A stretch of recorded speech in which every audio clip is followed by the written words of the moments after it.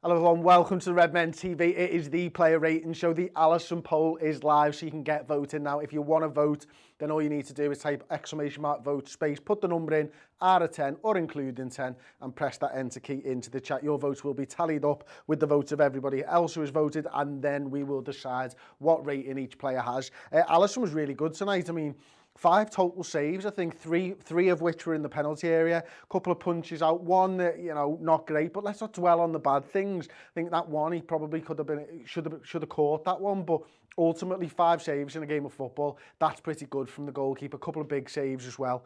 So all told, yeah, I'm absolutely sound with that. Really good performance from Alisson. He's starting to look like himself, isn't he? He was calm with the ball at his feet as well. And he has been given an 8 out of 10, which is absolutely laughing. So we'll move on then to the right back. It was Trent Alexander-Arnold. A lad who over the last sort of 6, 7, 8, 9 weeks is steadily starting to find his feet again this season. I think it's taken him a long time, but we saw a really good performance out of Trent today. And not just the performance where he goes forward and creates things, because he did that.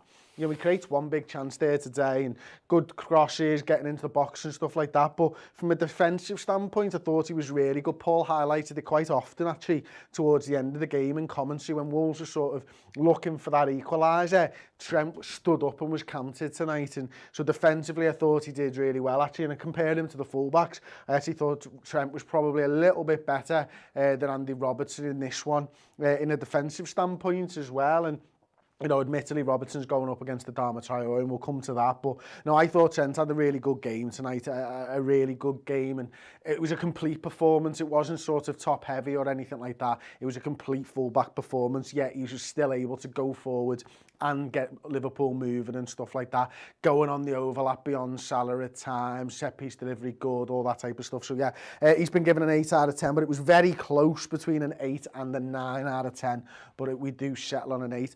And the centre-back partnership, this is obviously Nat Phillips and Kabak once again for this one, and Nat Phillips, brilliant again, to be quite honest with everybody. I think, we see what he can do when he's heading the ball. We know he's that sort of aggressive defender, and I do question sometimes that he may be a little bit too aggressive, but so often he proves you wrong because he's aggressive in the challenge when he wins those headers.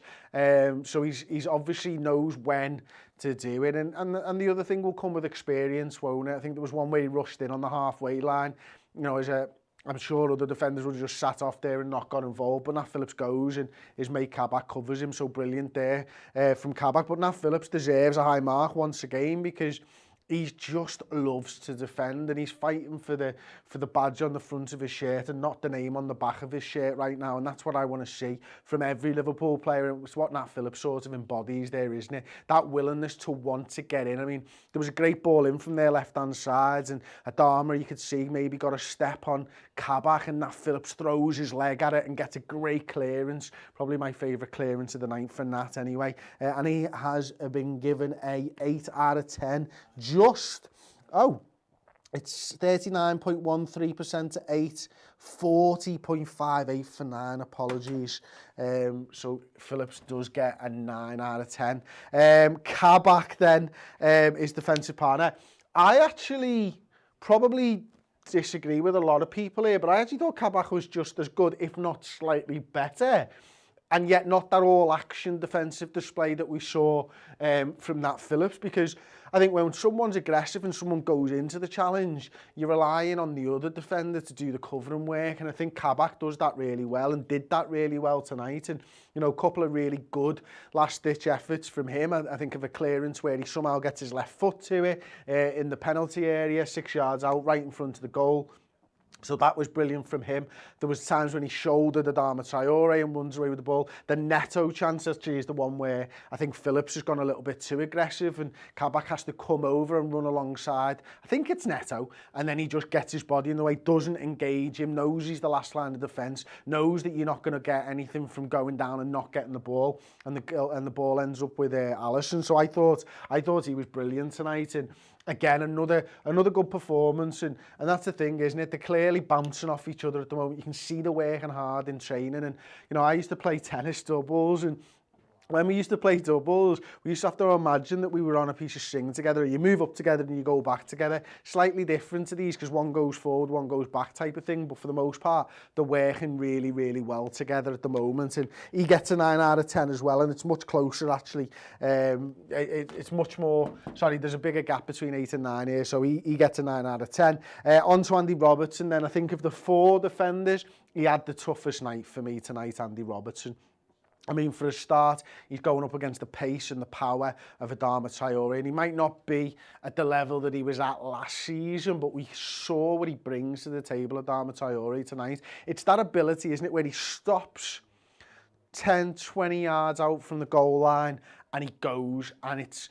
Robertson just struggled to deal with that, like every defender struggles to deal with that, and then he dinks good balls in, and then it's up to your Kabaks and your Phillips to make sure that they're getting their head on it, and Robertson, you know, he was never outright beasted, but he was just always a step behind, and that's just because of how fast Adama Traore is. But again, he's able to go forward, he's a willing runner, good deliveries from set pieces and corners again, and he's looking to try and bring the team on, but much more of a defensive sort of performance from Robbo. Again, he's not being unleashed in quite the same way at the moment, and I do think that's down to the fact that Kabak and Phillips are at the back and stuff like that. But I think you know, it was a good performance. It wasn't a great performance. I don't think it was quite on the level of the other 3, but again, he had the toughest challenge.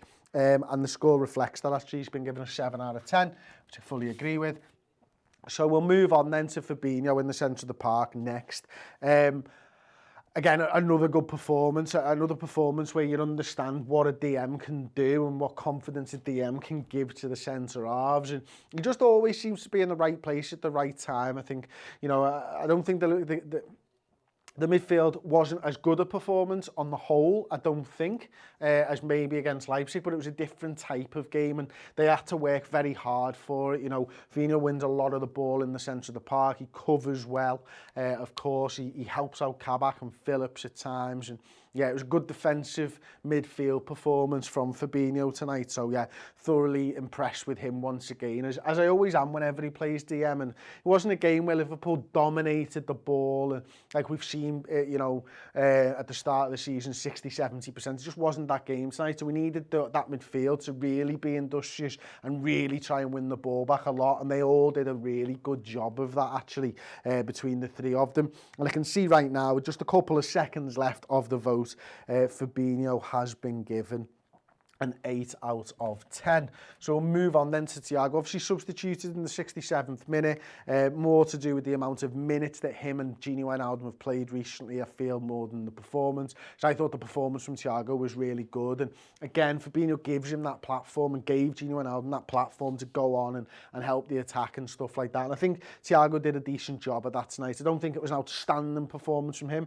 I think I actually noticed him more in a defensive sense. I noticed more of him, you know, challenging and a few fouls, obviously picks the yellow card up and everything else, but constantly pressing. He really understands that pressing, that 8, and I think, you know, having Fabinho behind him has made that a little bit easier for him. He's not having to worry so much about what's going the other way, but I saw him tracking back and helping Trent Alexander-Arnold out. I saw him pressing really high up the pitch as well, trying to pin them in at times. It just never seemed to quite come off, but I thought Thiago and Jota and Mane did a great job of pressing high up the pitch tonight. And yeah, I can see the votes are coming in now for Thiago.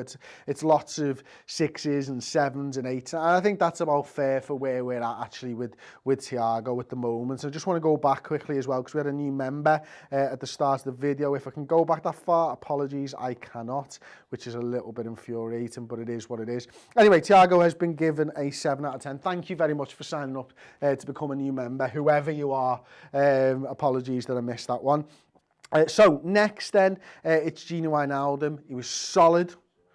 He was, for the most part, invisible, which is what you want in a Gini Wijnaldum display. Most people don't. I do. I know that Liverpool play well when Gini Wijnaldum, I don't notice him. But again, in a defensive sense, like Thiago, like Fabinho, thought he did well again. Nothing outstanding. I think we saw a few times on the edge of the area, him sort of dilly-dallying and all that type of stuff. But you've got to give Wolves credit and making passes available to him and stuff like that as well. But it's a solid performance from Gini, and that's all I want from my midfielders, really. I think I want them to provide that platform that the front three can go and showcase their skills. And again, Gini Wijnaldum does really well. It's a tough battle in the middle of the park with your Neveses and your Moutinhos and all that type of stuff, but they did well. And again, this lad must be, you know, running on empty at the moment. The amount of minutes that Gini Wijnaldum has put in and the amount of positions that he's played mentally, he must be sort of getting fatigued and stuff as well. But he doesn't let that show on the football field. And not only that, he's battling this contract thing, and I'm sure that's weighing heavy on him outside of the actual games and stuff like that. But he's doing well. He's still putting his all in each and every game. He's applying himself. That's what you want from anyone who pulls on that red shirt. And it's a huge victory to 7 out of 10 with over 56% of the votes. So next then, we'll open up the poll for Mo Salah. If you want to get involved, then just type in !vote space, put the number in out of 10 or including 10, press that enter button as well.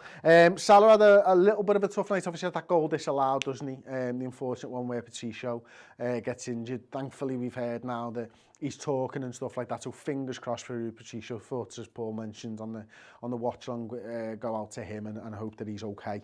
But Mo Salah, yeah, obviously had that goal ruled out. He had that other one where he sort of, you see him measure it up and you're like, oh, he's going to top in this, and he just gets his angles all wrong, fires it wide and stuff like that. But I think he had a little bit of a tougher night there against Johnny Otto, not John Otto, the one who gets sent to the Matthews Bridge, not to be confused with that Limp Bizkit song, which I'm sure nobody was confusing him with Johnny Otto. Anyway, Salah, yeah, okay, didn't get a goal, worked hard for the team, tracked back well actually as well.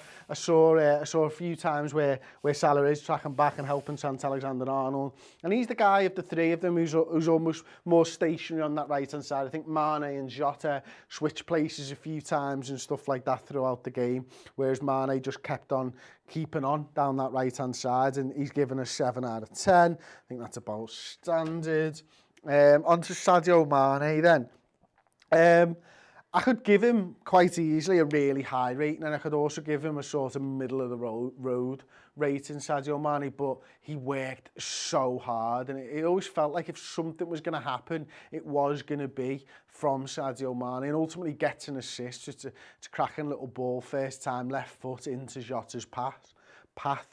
Apologies. So yeah, but then he's so sort of wasteful in front of goal, but then you look at that one where he gets that header on it and he turns his entire body and fires, puts so much pace on the cross from Trent Alexander-Arnold. I think it was Trent's cross. That you know, these are the type of things that he can do so well, but he was rushing. I think at times some of his finishing just looks like a lad who's a little bit short of confidence in front of goal, but that hasn't affected his all-round game. He's still trying, he's still going past Mel, he's still beating men in the centre of the park, driving centrally, looking to open up the pitch ahead of him, giving the lads by running direct Jota and Salah space to run into, and yeah, it was a beautifully worked goal. Obviously comes from the big header by Nat Phillips in the middle of the park. Mane gets it, shifts it on to Salah back to Mane through to Jota, and Jota finishes with a plum, and Salah gets an 8 out of 10. And again, I could have given him quite easy a much higher mark than that, but also, you know, because of that rueful finishing, maybe a touch lower as well. So onto the game winner, the goal scorer, Theogo Jotte. The lad he's a finisher, isn't he? He's just a natural finisher. It doesn't matter what foot you're going to put him in on, he's going to try and get a shot off. And the ball by Mane is good, and he lets it come across him, and his first instinct is hit it early, force the keeper into a mistake or something, gets it on target. Patricio can't get down early enough, can't get down quickly enough, and palms it into his net. And Diogo's been doing what Diogo was doing before his injury, isn't it? That's getting shots off, being direct, but he also drops deep, he links well with the side, but then once that's done, he's got this sort of insane, just want and need to get into the penalty area and get on the end of things. And that's what I like about what Theogo Jotte brings in that number 9 position, because you look at him and physically maybe not that number 9, but he's playing so well. Again, swapping places with Sadio Mane, going out to support Mo Salah on the right-hand side at times as well, and just looking to get on the end of things. So a really good performance, and I can see already he's been given a 9 out of 10 as well. Onto the subs, then I'm not going to open the poll up for the subs. Obviously, Milner and Naby Keita, they both come on in the 67th minute. Milner was solid. Yeah, he was fine. I mean, what's the lowest mark we've given? A 7 out of 10. Okay, I'll give him a 7 out of 10. I was probably erring more towards 6, but no, I kind of like 7. That's fine. Naby Keita's, yeah, for me, it was about a 7 out of 10 performance as well. And Oxlade-Chamberlain actually, you know, he doesn't get as long as the other lads, but I noticed him a lot more, to be honest, and he looked really lively tonight, and you know, almost instantly when he comes onto the pitch, his first thing that I remember him doing is sort of playing a little through ball, and then he's working hard to win the ball back high at the pitch and looking to bring people in and stuff. So I was really impressed with Oxen. It's first time for a while actually where he's come off the bench. I thought, yes, come on, you look ready for it. You look like you've got to fight for something here. And it's going to be difficult for Ox to break into this midfield because I think Wijnaldum, what we've got in Wijnaldum, Thiago and Fabinho is working really well at the moment. So it's going to be tough for him. I think Keita's probably ahead of him in the pecking order. If there's a guy to be rested, then I think Keita's the first name that comes back into this midfield if only these players are available. And so Ox has fallen down the pecking order, but definitely behind Naby Keita. Milner, obviously, is there or thereabouts. Would you use him in the midfield? Not 100% sure at the moment, but you know what you're going to get with James Milner. It's a solid performance. So there we go. Liverpool 3 points. Jump ahead of Everton for now in the Premier League table. But let's just enjoy the wins while we've got them, man. Got a clean sheet thanks to Big Nat and Big Ozan at the back. Brilliant. Fabinho back in the middle of the park. It's all great at the moment. 3-week break as well. Let's hope everyone can stay fit for the next game against Arsenal on, I think it's the 4th of April. Anyway, me and Paul will be back for the instant match reaction in about 5 to 10 minutes time. So stick around on the channel. Thanks for your support throughout the day. Thanks for commenting. Thanks for liking. Thanks for getting involved. And I'll see you over on the instant match reaction in 5 to 10 minutes. Ta-ra. Thank you so much for watching the Redmen TV YouTube channel. Everything we do here is funded by our wonderful subscribers to the redmentv.com. Get over there, sign up and get amazing additional content, interviews, documentaries, mini-series, and of course additional pre and post match day content.